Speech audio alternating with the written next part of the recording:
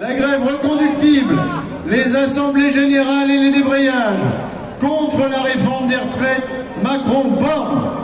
La colère cheminote et la colère de tous les travailleurs. La suppression de leur statut en 2018 est dans la mémoire de tous.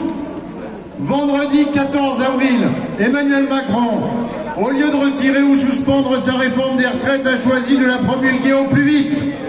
Lundi, lors de son intervention télévisée, il a consacré 3 minutes à la réforme des retraites, en répétant les mêmes mensonges, les mêmes éléments de langage, pourtant battus en brèche depuis longtemps.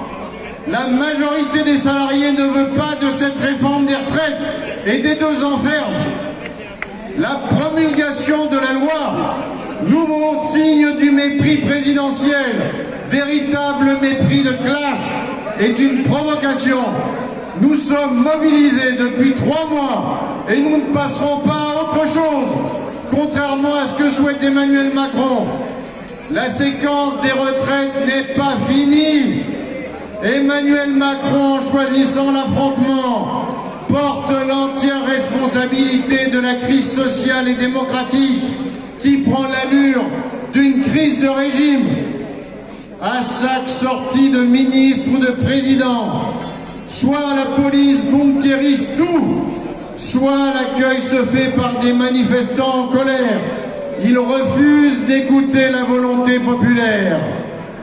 Contrairement à ce qu'espérait Emmanuel Macron, l'intersyndicale est unie. Et elle tient bon.